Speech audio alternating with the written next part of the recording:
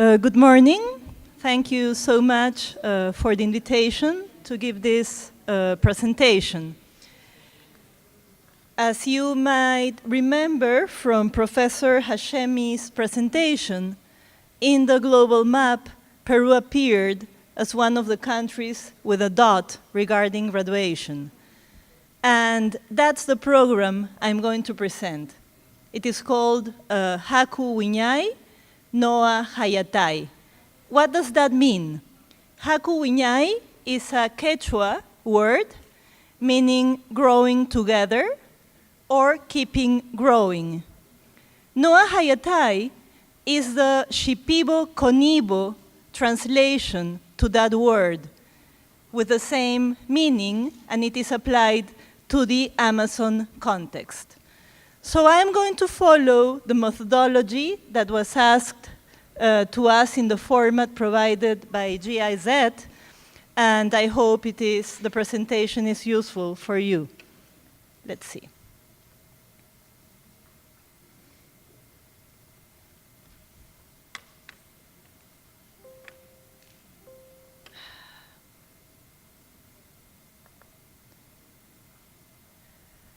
So what is Haku Winay Noa Hayatai? It is a program which aims to develop capacities in order to allow households to be integrated into the market. Rural households in geographical areas that are characterized by either poverty or extreme poverty. It was created in 2012 as a pilot, and it is managed by one of the entities that is part of the Ministry of Social Development and Inclusion, called FONCODES.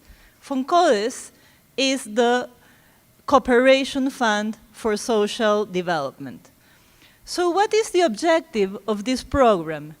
The objective is to improve the generation of autonomous income by households and improvement of living standards by strengthening family production systems and improving their access to local markets.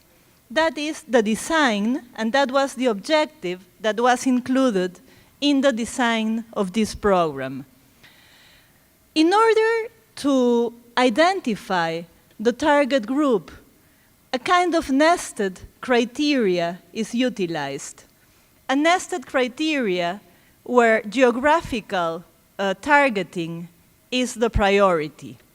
The first criteria is to choose rural villages that have at least 40 households and at least 40% of monetary poverty or high rates of chronic infant malnutrition. Why it is important, this rate of poverty?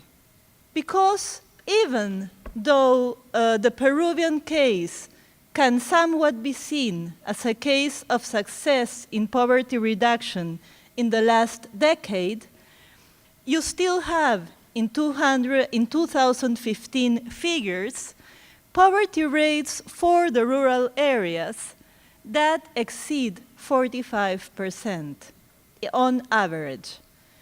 If we disaggregate those figures to certain rural areas in the Andean highlands or in the Amazon, we will still have some territories where poverty exceeds 60, 70, 80%. So that is the first criteria. And the second targeting criteria, on the basis of the first, is to choose towns that meet the following conditions.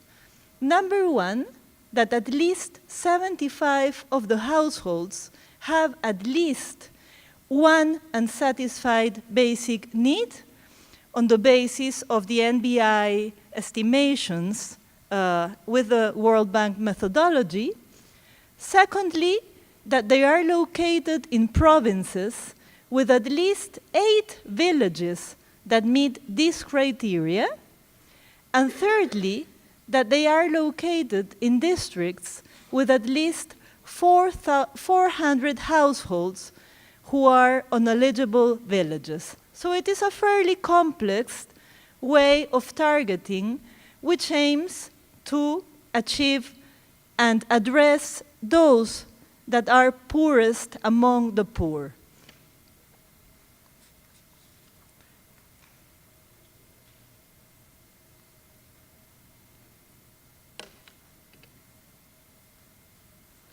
It's not working.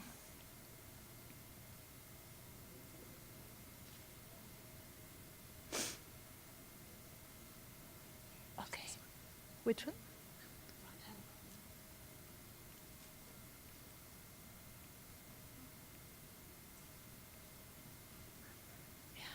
But there it is not working. Okay, so that one. Yeah. No. How do I get there? Okay. Sorry. So now I'm going to talk about the design of this program.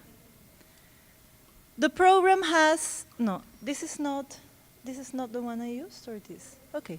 The program has 4 components. The first one seeks to strengthen the production systems of the families. It is a program addressed to rural families, most of them working on agriculture.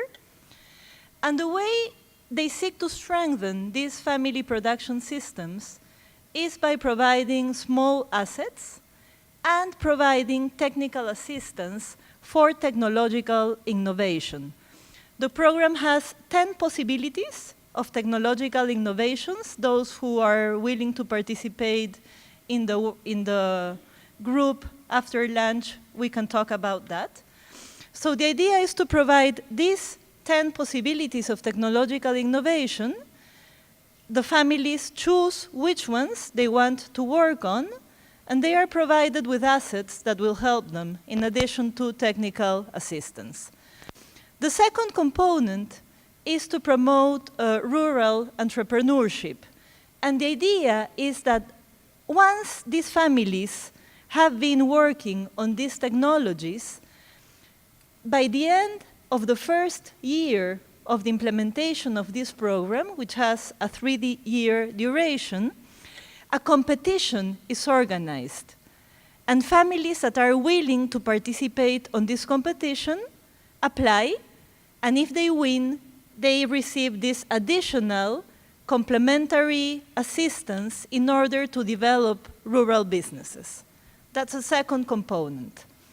Then we have a third component, which is related to the promotion of healthy households, and through it, families receive training to improve the preparation of nutritious food, access to safe water, and efficient solid waste management.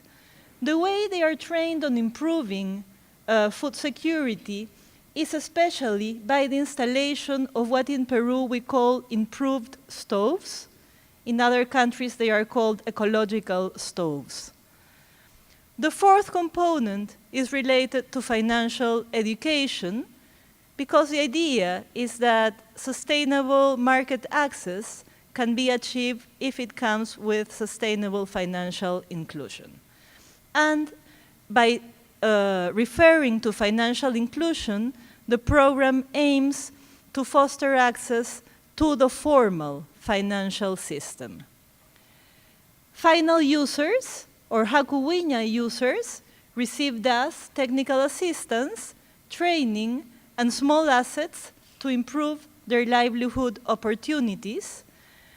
And this is provided by a combination of individual assistance provided to households, group lessons, and monitoring visits.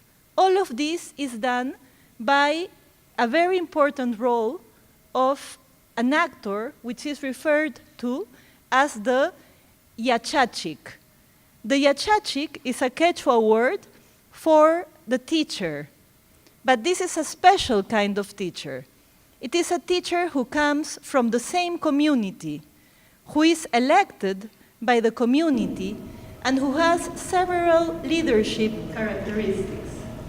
So it teaches, and it also shows how to do by example. That's a very ancient tradition of the Quechua and pre-Inca form of organization, and it has been preserved until now. You can see on the screen also the annual budget and coverage of this program. In 2016, it reached 21,896 households in 16 regions of Peru. Peru is organized in 24 regions. Each region has a number of provinces, and each province has a number of districts. In total, there are almost 1,900 districts in Peru.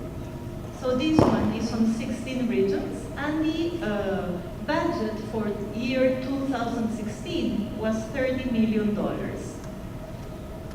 Since the beginning of Haku Winay, from 2012 to 2016, about 1,100 projects have been benefited, and they have encompassed more than 120,000 households with a total budget of $141 million.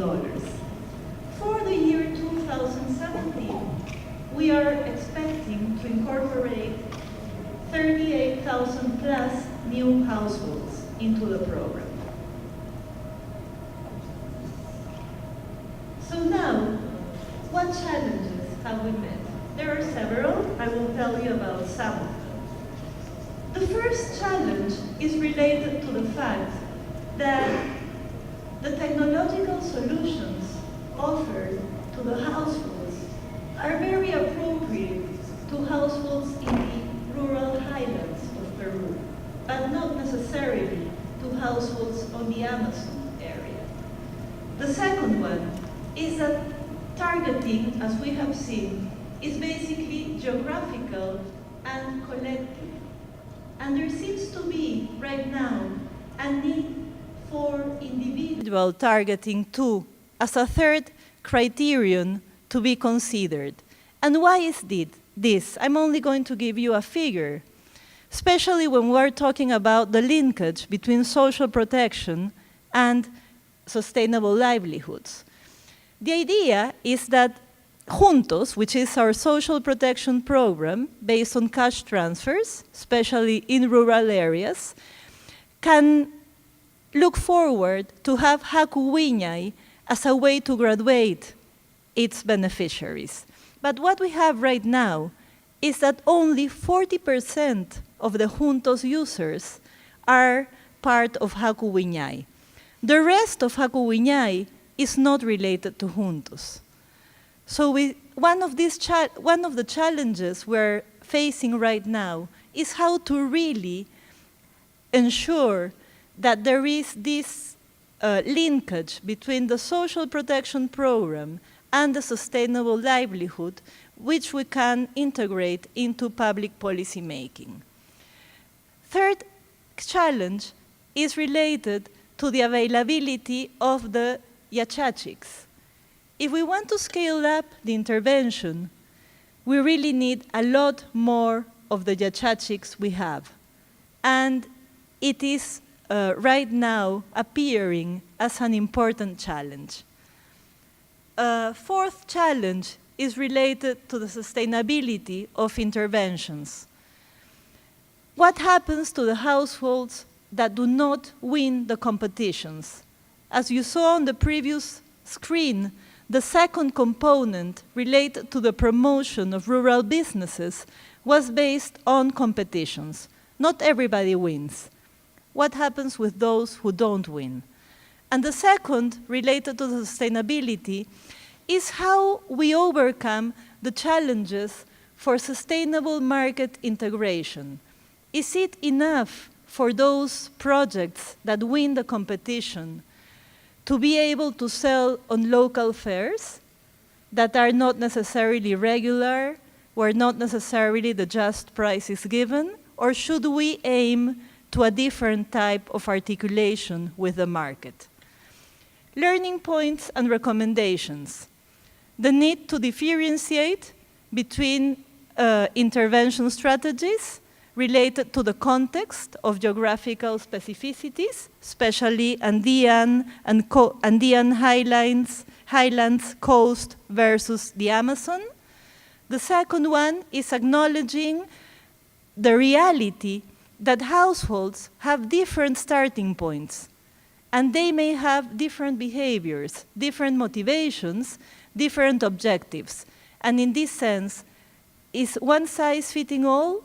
Should we instead think of another type of intervention? Thirdly, the achievement of a sweet spot between addressing the individual needs of households and the efficiency and sustainability of the intervention. It is a rather costly intervention if we estimate the cost per household. So we think we need to find this equilibrium. Fourthly, the joint funding of projects, because these projects are funded by FONCODES, by the ministry, by local governments, and also by the users. It has proven to be very important to improve local ownership and sustainability. This is one of our positive learning points or best practices.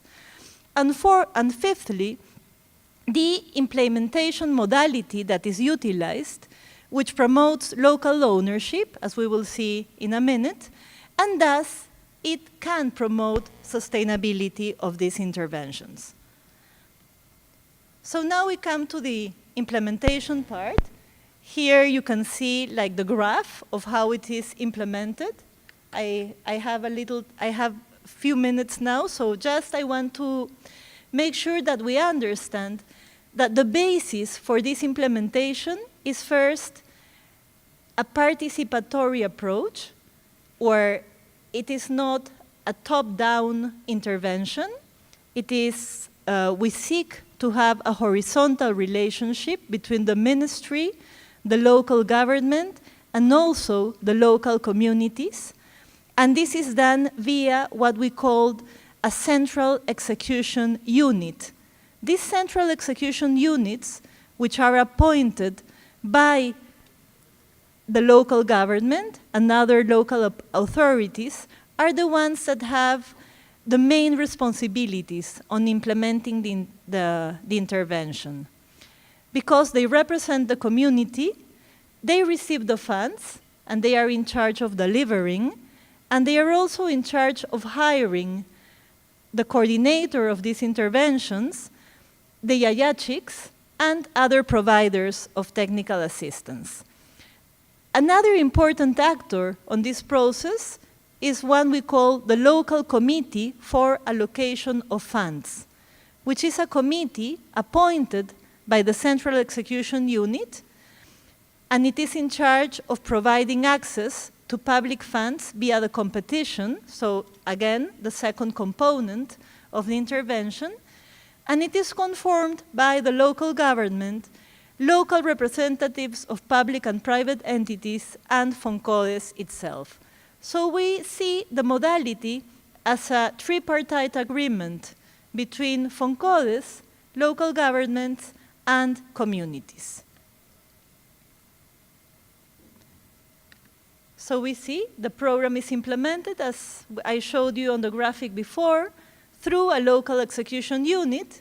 The main function of this unit is to foster active community participation in all the projects. For example, irrigation projects, the production of hydroponic crops, whatever the technology they choose.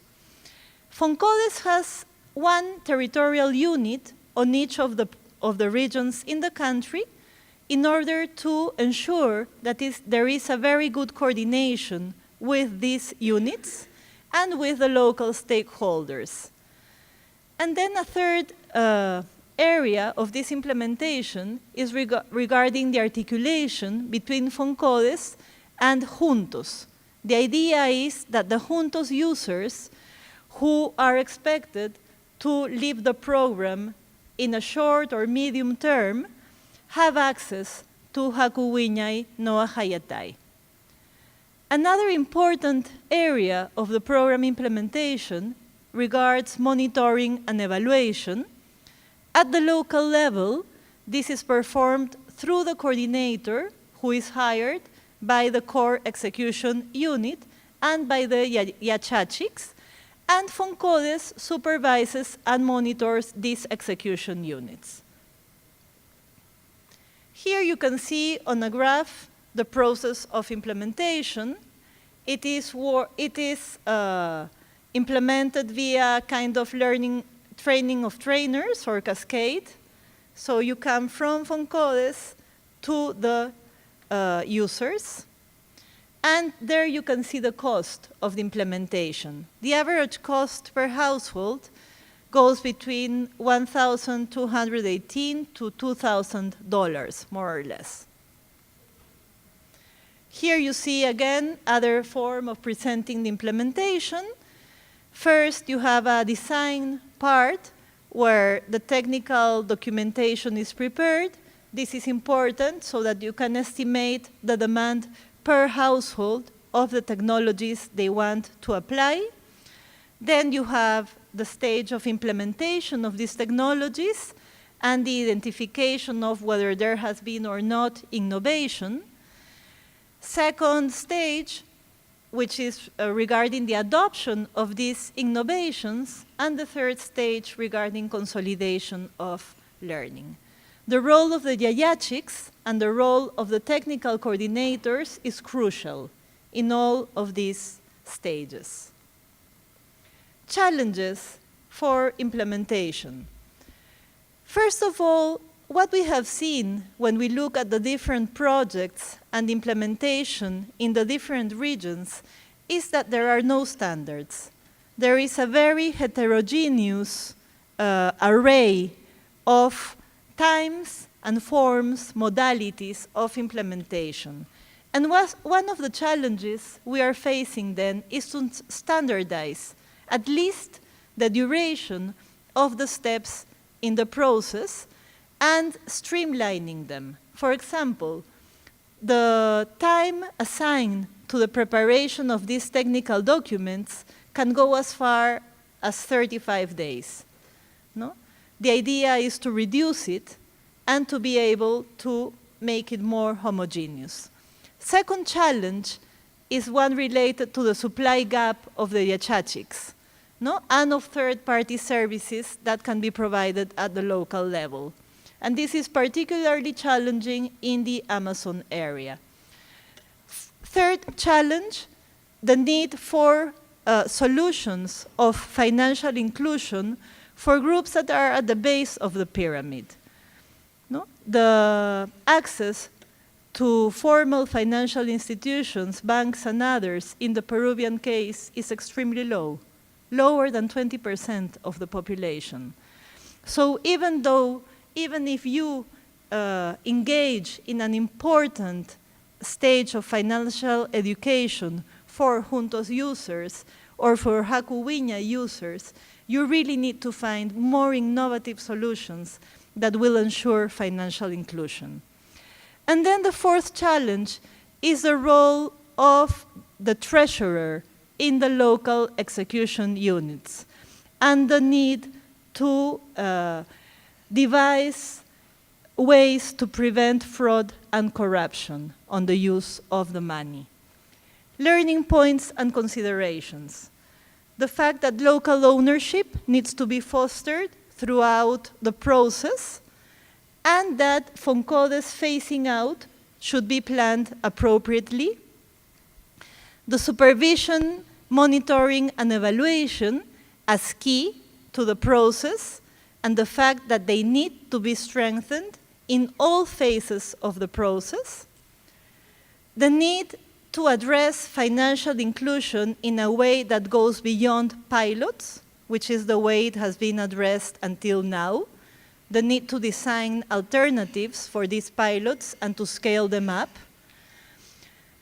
the fact that sustainable market integration is not necessarily prioritized on these interventions, and it should be seen as one of the key measures of success of the intervention, the need for the treasurers in the local execution units to be really reliable and independent to reduce risks of fraud and corruption, and the fact that political cycles and the high rotation of public servants at the local level, in the case of Peru, needs to be taken into account in order to ensure continuity and sustainability. What are some of the results we have encountered until now? Right now, we are in the process of an impact evaluation because already the 3 initial years of the initial projects have ended. But before those, we did a systematization and a results evaluation. And these are some of the results that we can share, which are mostly positive. Regarding the promotion of inclusive rural businesses, we have that the percentage of households that have increased their access to local markets to sell their produce has augmented by more than 16 percentage points. When regarding the families' production systems and whether they have been strengthened or not, we can see that there has been an increase in the gross production value oriented to consumption, that there has been an increase in the percentage of households applying new technologies, and there we have an example of some of them. And then regarding the enhancement of healthy households, we have that 80% of households on the intervention are now using improved stoves, and that has reduced the probabilities of acquiring acute respiratory infections and diarrheal diseases. And also there has been an improvement in the quality of food consumed via the improvement of productivity of Andean native crops, diversification of crops, and handling of food. And of course, the income of households has also increased. Not a lot, but an important amount.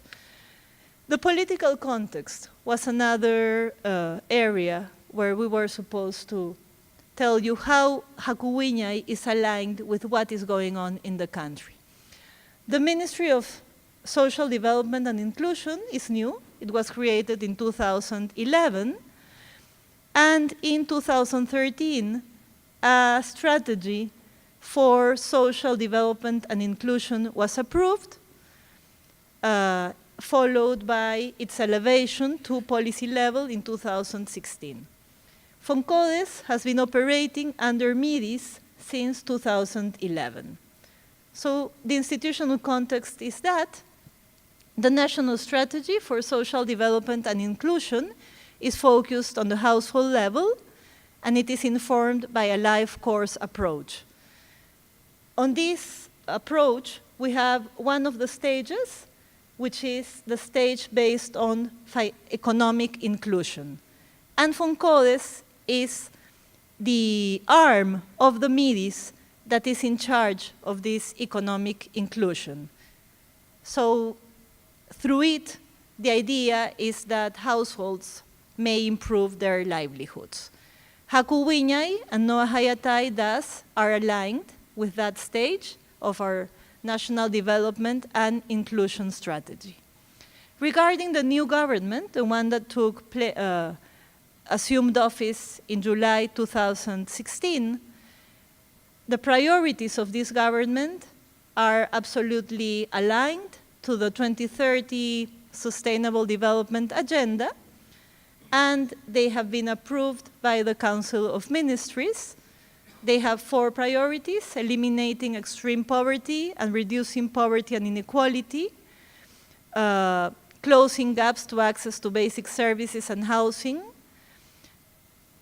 the priority of early childhood development, and closing gaps in the Amazon rainforest. So you can see there is a close alignment of Haku Winay, Noah Hayatai, and the National Strategy for Social Development and Inclusion with the current government priorities. Here you can see, I'm not going to explain it, but how all this works regarding the strategy. And the last part are the learning aspects. We were asked to reflect upon pre-requirements to success and what would we do different if we could. So first of all, regarding pre-requirements, the first one is to have a good design of the program, space for flexibility, and to have a results-oriented program. The ownership of local governments and local communities, the intention to take into account indigenous technological innovations in combination with modern ones, and the need to build upon existing evidence. What could we do different if we could? Improve linkages between social protection program Juntos and this productive inclusion program, design different strategies in order to improve alignment with geographical and cultural specificities, and consider scaling up and sustainability strategies since the design process. So that's it about Haku Winay. Thank you very much.